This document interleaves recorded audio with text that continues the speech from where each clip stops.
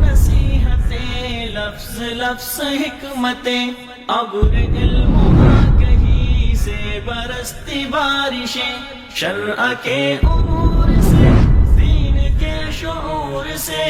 السلام علیکم ورحمۃ اللہ وبرکاتہ.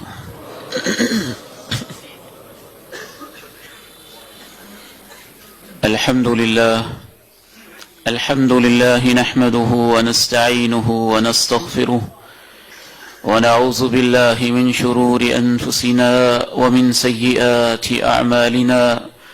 أشهد أن لا إله إلا الله وحده لا شريك له وأشهد أن محمدا عبده ورسوله صلى الله عليه وعلى آله وصحبه وسلم تسليما كثيرا. اللهم صل على محمد وعلى آل محمد كما صليت على إبراهيم وعلى آل إبراهيم إنك حميد مجيد.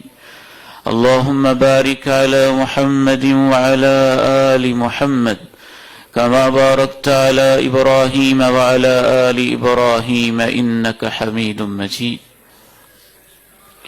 رب اشرح لي صدري ويسر لي أمري واحلل عقدة من لساني يفقه قولي. اللهم انفعني بما علمتني وعلمني ما ينفعني وزدني علما. اللهم طهر قلبي من النفاق وعملي من الرياء ولساني من الكذب وعيني من الخيانة فإنك تعلم خائنة الأعين وما تخفي الصدور.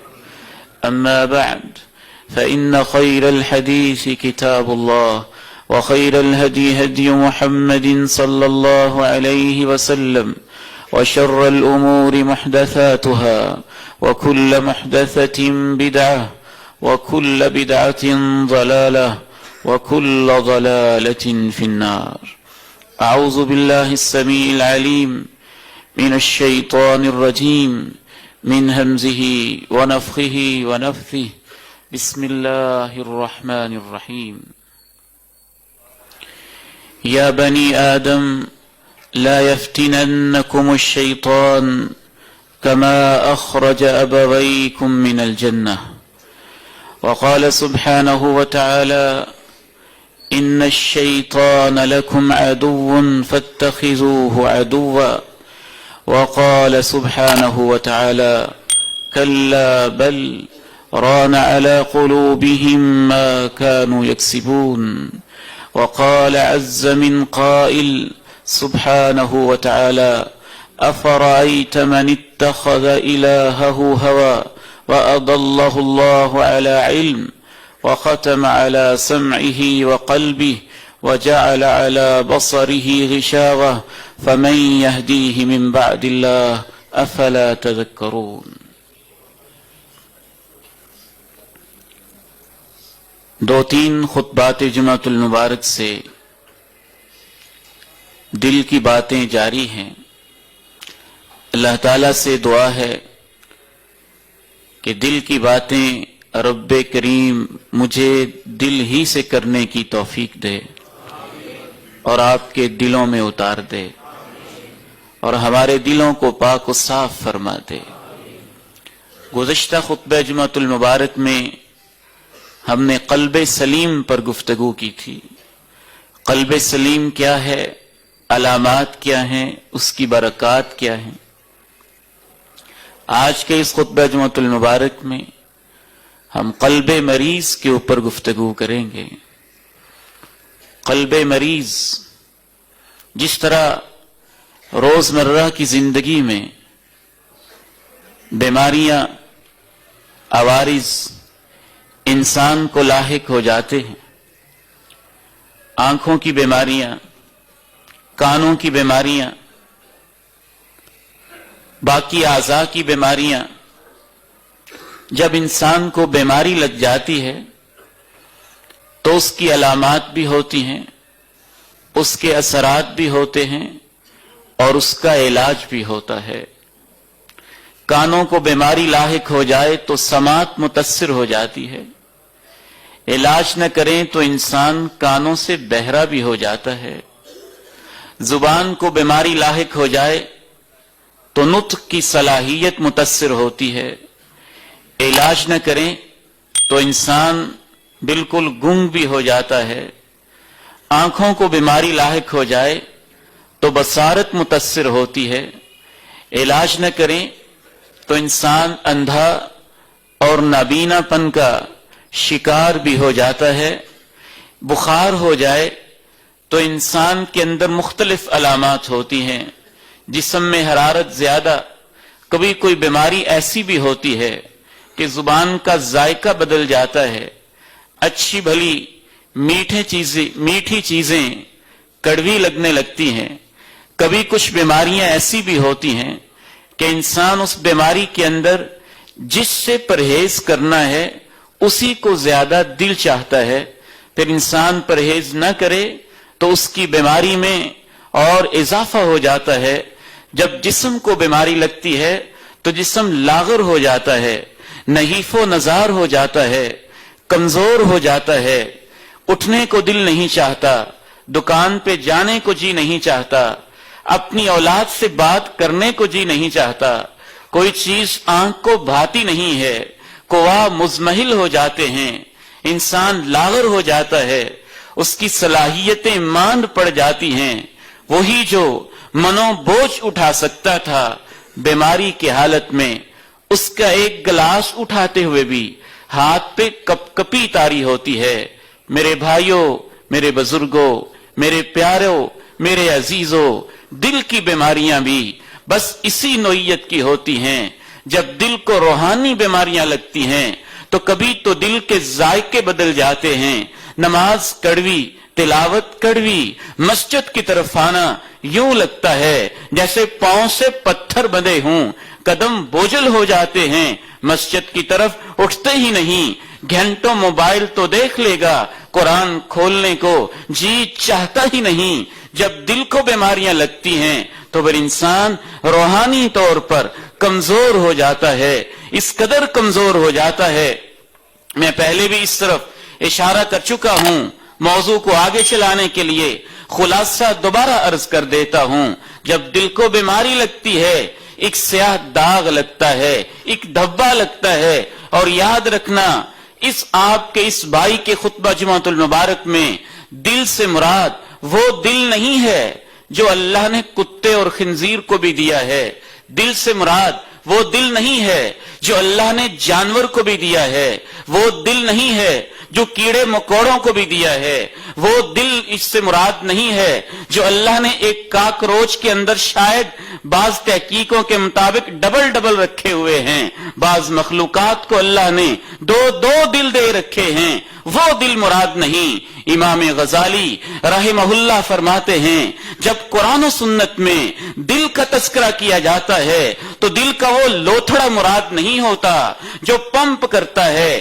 نہیں، دل کے وہ خیالات، دل کی وہ محبتیں، دل کی وہ نفرتیں، دل کی وہ فیلنگز، دل کے وہ احساسات جو شاید روح کا مسکن ہوتے ہیں، جہاں نفس ہوتا ہے، جہاں خیالات ہوتے ہیں، جو دل کے اندر ایسے ہی پائے جاتے ہیں جیسے گلاب کی پتی میں خوشبو پائی جاتی ہے، یا جیسے عطر کے اندر خوشبو پائی جاتی ہے، نظر نہیں آتی لیکن عطر کا اصل مقصد وہی ہوتا ہے، خوشبو نظر نہیں آتی لیکن گلاب کا اصل مقصد اس کی خوشبو ہی ہوتی ہے۔ بالکل اسی طرح سے یہ دل دیکھنے کو لوتھڑا ہوتا ہے لیکن اصل مقصد اس کی تخلیق کا تو یہی تھا کہ یہ اللہ کی محبت میں ڈوب جائے۔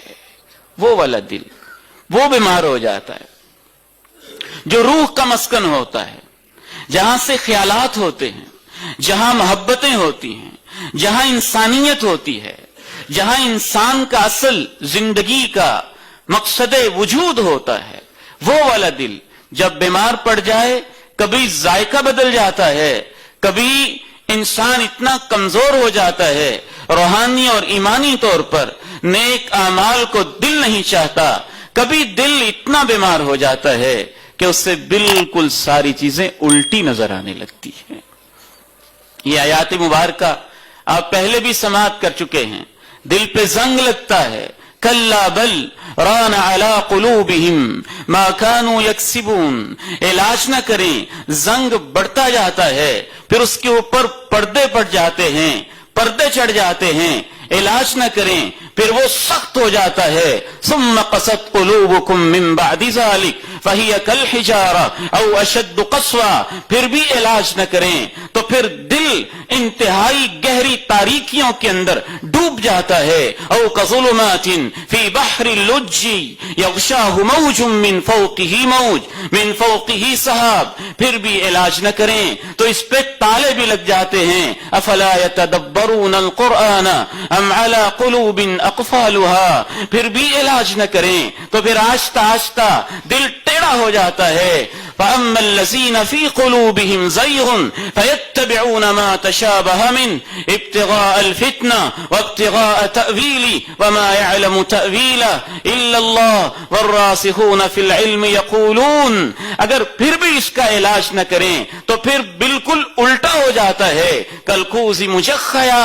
اگر پھر بھی اس کا علاج نہ کریں، اس کو برائیوں سے محبت، نیکیوں سے آہستہ آہستہ نفرت ہو جاتی ہے. اگر پھر بھی اس کا علاج نہ کریں تو آخری سٹیج یہ ہوتی ہے، یہ برائیوں کو اچھا سمجھتا ہے اور نیکیوں پر اعتراض کرتا ہے. بالکل الٹ ہو جاتا ہے. تو آئیے آج دل کی ایک ہی بنیادی بیماری جہاں سے ساری بیماریاں شروع ہوتی ہیں، اس کا تذکرہ اللہ کی توفیق سے آپ کے سامنے رکھتا ہوں. رب کریم سے دعا ہے کہ مجھے اور آپ کو اس بیماری سے محفوظ فرما لے. اس بیماری کو کہتے ہیں وسوسہ. اس بیماری کو وسوسہ کہتے ہیں. اور یہ اتنی اہم ترین، خطرناک، زہریلی بیماری ہے کہ تمام برائیاں یہاں سے شروع ہوتی ہیں، یہاں سے ان کا آغاز ہوتا ہے. اور اس کا بنیادی مصدر، یہ پیدا کرنے والا شیطان ہوتا ہے.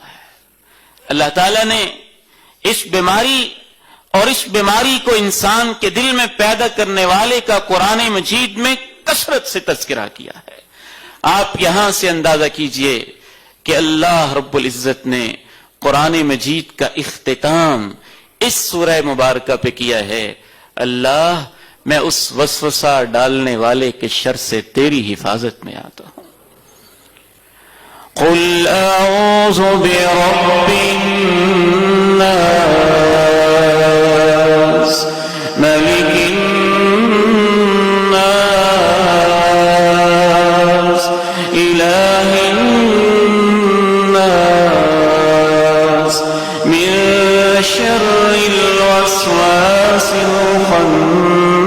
الخناس الذي يوسوس في صدور الناس من الجنة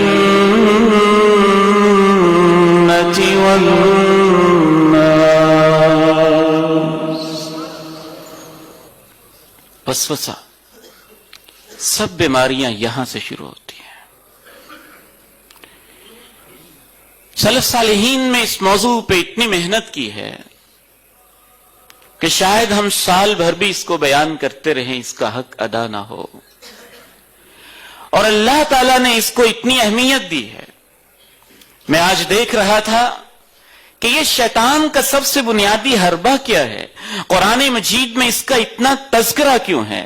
میں نے قرآن کے اوراق کھولے، اس پہ تھوڑی تحقیق کرنے کی کوشش کی. میرے محتاط اندازے کے مطابق قرآن مجید میں 11 مرتبہ اللہ نے ابلیس کا تذکرہ کیا، جناب آدم ہمارے جد امجد کا تذکرہ کیا.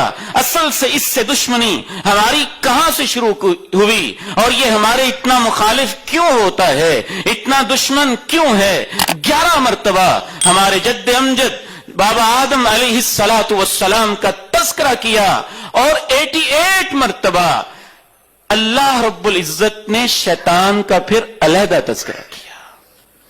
ابلیس وہ شیطان کا جد امجد جس سے مارکا شروع ہوا تھا، 11 مرتبہ اس واقعے کا تذکرہ کیا اور 88 مرتبہ اللہ رب العزت نے ابلیس کے چیلے چانٹے جو اس کی ذریت اور اس کی نسل ہے اور اس نے جو اپنی اولاد پھیلائی ہوئی ہے شیطانوں کی شکل میں اور انسانوں کی شکل میں وسوسہ ڈالنے کے لیے 88 مرتبہ اس کا تذکرہ کیا ہے. ایک کم 100 مرتبہ قرآن مجید نے اس موضوع کو ڈسکس کیا اور اتنی محبت کے ساتھ کہ اللہ نے کبھی انسانوں کو مخاطب کیا, کبھی اہل ایمان کو مخاطب کیا. دیکھنا کہیں شیطان تمہیں وسوسے کے اندر مبتلا نہ کرتے. ذرا اس آیت مبارکہ کو توجہ سے سنیے گا. کیسی محبت ہے اللہ کی, کیا اپنائیت ہے اللہ کی, کیسے اللہ ہمیں توجہ دلا رہے ہیں. یا ایھا الناس ان وعد اللہ حق فلا تغرنکم الحیاة الدنیا ولا یغرنکم باللہ الغرور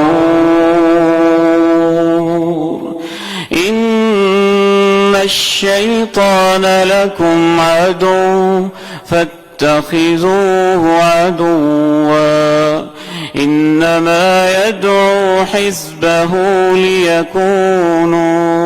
ليكونوا من اصحاب السعير. اے انسانوں, اس میں شک نہ کرنا کہ اللہ کے وعدے سچے ہیں.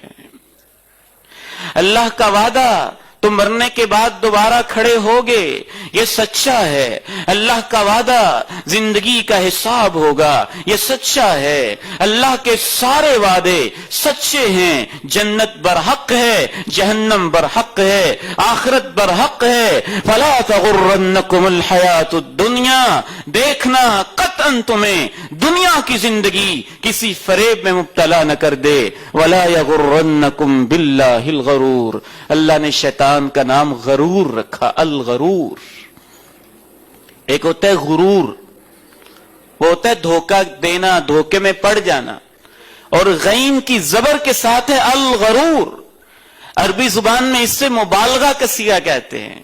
آپ یوں بھی کہہ سکتے ہیں انگریزی کے حوالے سے کہ سپرلیٹو ڈگری اس قسم کی ایک چیز ہے. الغرور بہت زیادہ فریبی, بہت زیادہ فراڈیا, بہت زیادہ دھوکہ باز. دیکھنا رب کے بارے میں کہیں وہ تمہیں دھوکہ نہ دے دے. اور بہت زیادہ دھوکے باز کون ہے, اگلی آیت میں وضاحت کر دی. ان الشیطان لکم عدو, شیطان تمہارا دشمن ہے. فاتخذوہ عدوا, اس سے دشمنی کر کے رہنا. ہم نے تو کی ہی نہیں, ہم نے اس سے دشمنی کی ہی نہیں. میں آپ کے ضمیر پہ دستک دے کے آپ سے سوال پوچھتا ہوں, اگر آپ کی کسی کے ساتھ دشمنی ہو, ہائی کورٹ میں مقدمہ چل رہا ہو, سپریم کورٹ میں مقدمہ چل رہا ہو, آپ کی دکان کا کیس ہو, آپ کے پلازے کا کیس ہو, آپ کے مکان کا کیس ہو, کتنی دشمنی کرتے ہیں اس سے, کتنے چوکنے رہتے ہیں اس سے, کتنے ہوشیار رہتے ہیں اس سے, کتنے محتاط رہتے ہیں اس سے, کتنی دعائیں کرتے ہیں. آپ کی نیندیں کیسے اڑ جاتی ہیں, کیسے آپ متفکر ہر وقت پریشان رہتے ہیں کہ کہیں وہ دشمن میری زمین, میری دکان, میری جائیداد, میرا مکان, میری اولاد کہیں مجھ سے ہتھیار نہ لے. یہ تو وہ ظالم شیطان ہے جو ہم سے ہمارا رب بھی چھیننا چاہتا ہے اور ہمارا رسول بھی چھیننا چاہتا ہے, جو ہم سے ہمارا ایمان چھیننا چاہتا ہے, جو ہم سے ہماری جنت چھیننا چاہتا ہے, جو ہم سے ہمارا دین چھیننا چاہتا ہے. اس ظالم نے کام یہ کیا, ہمیں آپس میں اتنے دشمن بنا دیا ایک دوسرے کا, کہیں فرقوں کے نام پہ, کہیں برادریوں کے نام پہ, کہیں زمینوں جائیدادوں کے نام پہ. بہو نے سمجھا ساس میری دشمن ہے، اولاد نے سمجھا باپ میرا دشمن ہے، کہیں بیٹی نے سمجھا باپ میرا دشمن ہے، میری جائز جگہ پہ میرا رشتہ کیوں نہیں کر رہا، کہیں ساس نے سمجھا بہو میری دشمن ہے، کہیں داماد نے سمجھا میرا سسر دشمن ہے، کہیں سسر نے سمجھا میرا داماد میرا دشمن ہے، بھائی نے سمجھا بھائی میرا دشمن ہے۔ اس ظالم نے اپنی دشمنی کو ہمارے دلوں سے نکالنے کے لیے ہمیں ایک دوسرے کا دشمن بنا دیا تاکہ اصل دشمن پہ ان کی نظر نہ پڑ سکے۔ یا بنی آدم لا يفتننكم الشیطان كما أخرج أبويكم من الجنة ينزع عنهما لباسهما ليريهما سوآتهما إنه يراكم هو وقبيله من حيث لا ترونهم۔ اے آدم کے بیٹو، کہیں شیطان تمہیں میری راہوں سے ہٹا نہ دے، جیسا کہ اس نے تمہارے ماں باپ کو جنت سے نکال دیا تھا۔ ينزع عنهما لباسهما، تمہارے ماں باپ کا لباس چھین لیا اس نے، اور ان کو ان کی شرمگاہوں کو، پردے والی جگہوں کو اس نے برہنہ کر کے رکھ دیا، اور وہ اپنے پردے والی جگہوں پہ جنت کے پتے اٹھا کے طفقا یخصفان علیہما من ورق الجنہ، اپنی پردے والی جگہوں کو ڈھانپنے لگے۔ انہ یراکم هو وقبیلہ، دیکھنا وہ وہاں سے تمہیں دیکھ رہا ہوتا ہے، اور اس کی پوری برادری، اس کی پوری ذریت، اس کے چیلے چانٹے جہاں سے تم نہیں دیکھ رہے ہوتے ہو۔ دیکھنا آدم کے بیٹو، تمہارا دشمن ہے، میں تمہارا دوست ہوں، اس سے دشمنی کرنا۔ اللہ نے کہا مجھے دوست بنانا، شیطان کو دوست نہ بنانا۔ کہیں تو اللہ نے شکوہ کیا، اس نے تمہارے ماں باپ کو جنت سے نکال دیا۔ افتتخذونہ وذریتہ اولیاء من دونی، کیا تم اسی شیطان کو جس نے تمہیں جنت سے نکالا ہے اور اس کی نسل کو مجھے چھوڑ کے اس سے دوستیاں کرتے ہو، مجھ سے دشمنیاں کرتے ہو؟ بڑا ظالم ہے وہ، بڑا دشمن ہے وہ، اور اللہ رب العزت کو اس نے چیلنج کر رکھا ہے، اور اللہ رب العزت نے اسے کوئی اختیار نہیں دیا، وہ میرا ہاتھ نہیں پکڑ سکتا، وہ میری زبان پہ آ کے کوئی لفظ نہیں کہہ سکتا، وہ مجھے زبردستی کچھ دکھا نہیں سکتا، وہ میرے قدموں کو کہیں کسی غلط راہ پہ لے جا نہیں سکتا۔ اس کے پاس صرف ایک ہی اختیار ہے، بس وسوسہ ڈال سکتا ہے، وہ ہمیں کچھ نہیں کر سکتا، بہت کمزور ہے، اس کو اللہ نے زیادہ اختیارات نہیں دیے، صرف ایک اختیار دیا ہے۔ الحمدللہ الذی جعل امرہ الی الوسوسہ، اللہ کے پیارے نبی علیہ الصلوۃ والسلام نے ارشاد فرمایا اللہ تیرا شکر ہے تو نے شیطان کے سارے اختیارات صرف وسوسے کی حد تک رکھے ہیں، بس وہ خیال ڈالتا ہے، وسوسہ ڈالتا ہے، اور چونکہ خیالات کا مرکز دل ہے، وسوسے دل سے اٹھتے ہیں، لہذا ہر وقت وہ دل کے اوپر جم کے بیٹھا رہتا ہے، پورے جسم کے اندر خون کی طرح گردش کرتا رہتا ہے، پوری زندگی وسوسے ڈالتا ہے۔ بچہ پیدا ہوتا ہے اس وقت سے وہ ساتھ ہو جاتا ہے، وہ بڑا ابلیس اپنی ذریت میں سے کسی کی ڈیوٹی لگا دیتا ہے، اس وقت ساتھ دشمنی اس کی شروع ہوتی ہے، اور زندگی کے آخری سانس تک دشمنی کرتا ہی رہتا ہے، ہر ایک کے ساتھ، نبیوں کے ساتھ، ولیوں کے ساتھ، نیکوں کے ساتھ، متقین کے ساتھ، نمازیوں کے ساتھ، عازمین حج و عمرہ کے ساتھ، قراء کے ساتھ، علماء کے ساتھ، مجاہدین کے ساتھ، اسخیاء کے ساتھ، رب کی راہوں میں خرچ کرنے والوں کے ساتھ، پھر اس نے آگے مختلف قسمیں مختلف ذمہ داریاں تقسیم کر رکھی ہیں، لیکن اس کے سارے اختیارات بنیادی طور پر صرف وسوسہ کی حد تک ہے بس، اور اس کی محنت کا مرکز دل ہوتا ہے، وہ اپنی پوری محنت دل پہ کرتا ہے۔ اللہ کی نگاہوں کا مرکز بھی میرا اور آپ کا دل ہے، اور شیطان کی محنت کا مرکز بھی میرا اور آپ کا دل ہے۔ اللہ نے اپنے لشکر فرشتوں کی شکل میں بھیجے ہیں، ان کی توجہ کا مرکز بھی میرا اور آپ کا دل ہے، اور شیطان نے اپنے لشکر اپنی ذریت کے انداز میں کہیں اپنی ذریت میں سے، کہیں شیطانوں میں سے اور کہیں انسانوں میں سے اس نے کچھ اپنے بنا لیے ہیں، وہ چھوڑے ہوئے ہیں، لیکن اس کا بنیادی توجہ کا مرکز بھی دل ہے۔ 24 گھنٹے ہر لمحے، وہ تو آرام تک نہیں کرتا، ہر لمحے لگا ہوا ہے، ہر وقت لگا ہوا ہے، اور ہمیں اس نے اتنا غافل کر دیا ہے کہ ہم نے کبھی سوچا ہی نہیں کہ یہ جو کچھ میں کر رہا ہوں میرا دشمن تو نہیں کروا رہا، کہیں اس نے تو ایسی پلاننگ نہیں کی۔ اللہ کے پیارے نبی علیہ الصلوۃ والسلام ارشاد فرماتے ہیں، ان لابن آدم لمۃ من الملک ولمۃ من الشیطان، یہ جو آدم کے بیٹے کا دل ہے اس میں ہر لمحے ایک خیال شیطان کی طرف سے آتا ہے اور ایک خیال فرشتوں کی طرف سے آتا ہے۔ یہ انسان کی مرضی ہے وہ کس کے خیال پہ عمل کرتا ہے۔ فرشتہ نیکی کا خیال ڈالتا ہے، اس کو الہام کہتے ہیں، اور فرشتوں کا دشمن شیطان برائی کا خیال ڈالتا ہے، اس کو وسوسہ کہتے ہیں۔ اگر الہام پہ انسان عمل کر لے، فرشتے والے خیال پہ عمل کر لے تو اسے الہام کہتے ہیں، اور اس پہ عمل کو اللہ کی توفیق کہتے ہیں، اور اگر شیطان کے وسوسے پہ انسان عمل کر لے تو اس کو وسوسہ کہتے ہیں، اور اس کو علماء خذلان کہتے ہیں کہ یہ بندہ رسوا ہو گیا، دشمن کے پیچھے چل پڑا۔ نبیوں کو بھی معاف نہیں کرتا۔